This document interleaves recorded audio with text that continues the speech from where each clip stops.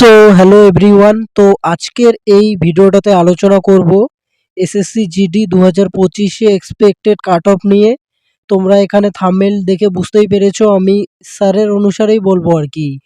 তো এবারে কি স্পেশালি আমি এই ভিডিওটাতে আমাদের ওয়েস্ট বেঙ্গল এবং ত্রিপুরার কাট অফ নিয়ে ডিসকাস করব।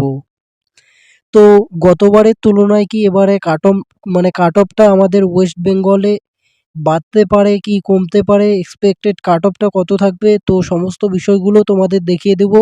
ভিডিওটা তার জন্য অবশ্যই শেষ পর্যন্ত দেখো। তো এখানে যদি প্রথমেই আসি আমরা নর্মালাইজ স্কোরটা, তো 2022-এ এক্সাম হয়েছিল, সেখানে কিন্তু নর্মালাইজেশন মানে হাইয়েস্ট হয়েছিল তোমার 13.81। দেন 2024-এ কিন্তু নর্মালাইজেশনের স্কোর মানে বেড়েছে আর কি 24.6। এবারে 2025 দু হাজার এই 24-এ কিন্তু অনেক ইজি ছিল আর কি প্রশ্নের লেভেল। এবারে 2025-এ কিন্তু অনেক হার্ড লেভেল হয়েছে আর কি এক্সামে। তো এবারে হচ্ছে 20+ থাকবে আর কি, নর্মালাইজেশনে বাড়তে পারে যেগুলো হার্ড শিফট হয়েছে। তো আমি কোনটা হার্ড শিফট কোনটা নর্মাল মানে ইজি শিফট অলরেডি ভিডিও বানিয়ে দিয়ে দিয়েছি, সেটা নিয়ে এখানে আর ভিডিও আমি বড় করব না, চাইলে তোমরা সেখান থেকে দেখতে পারো। পুরো র্যাঙ্ক মিত্রর ডেটা নিয়ে আমি ডিসকাস করে দিয়েছি। তো আজকের এই ভিডিওটাতে আমি কাট অফ নিয়ে ডাইরেক্ট আলোচনা করব। তো কাট অফ নিয়ে আলোচনা করার আগে এখানে যদি আমাদের ওয়েস্ট বেঙ্গলে দেখো স্পেশালি, তো 2024-এ কিন্তু টোটাল ভ্যাকেন্সি ছিল 4,958টা টোটাল ভ্যাকেন্সি ছিল ওয়েস্ট বেঙ্গলে। এবারে 2025-এ কিন্তু টোটাল ভ্যাকেন্সি দেখতে পাচ্ছ 4,833। তো মানে বেশি ডিফারেন্স কিন্তু নেই ভ্যাকেন্সিতে, অলমোস্ট সেম আর কি। তো এই 2024-এ কিন্তু অনেক ইজি হয়েছে এক্সাম মানে প্রশ্নের লেভেল, আর 2025-এ কিন্তু অনেক হার্ড হয়েছে আর কি এক্সাম প্রশ্নের লেভেল।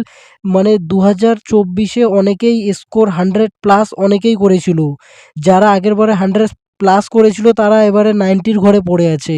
তো 2025-এ কিন্তু মানে এভারেজ স্কোর যথেষ্ট কম আর কি।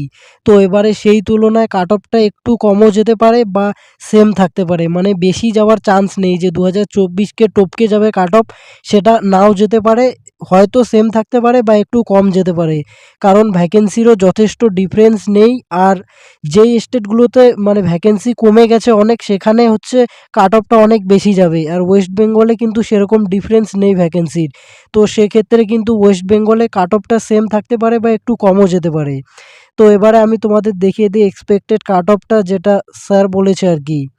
তো এখানে তোমরা দেখতে পাচ্ছ যারা ইউআর থেকে হচ্ছে 92, এটা মানে বেশিও যেতে পারে একটু কমও যেতে পারে। আর এটা হচ্ছে তোমার নর্মালাইজ স্কোর, এটা হচ্ছে তোমার নর্মালাইজ হয়ে তারপরে 92।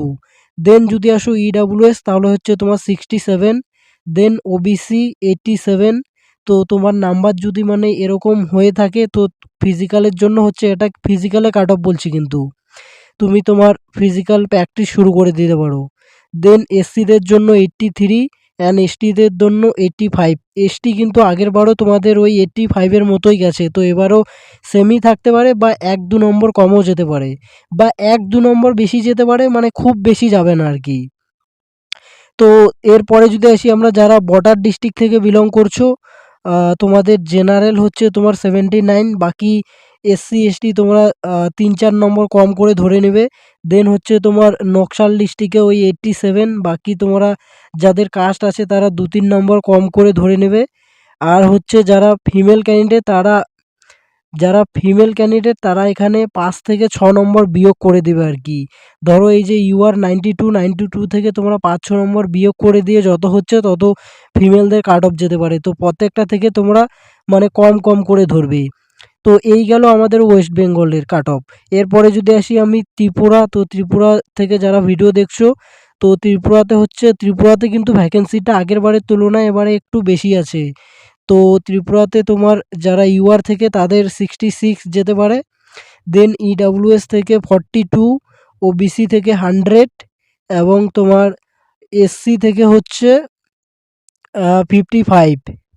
তো এই গেল তোমার ত্রিপুরা। তো শর্টকাটে আমি ভিডিওটা এখানেই শেষ করছি। ভিডিওটা ভালো লেগে থাকলে অবশ্যই চ্যানেলটাকে সাবস্ক্রাইব করে দাও নেক্সট আপডেটের জন্য।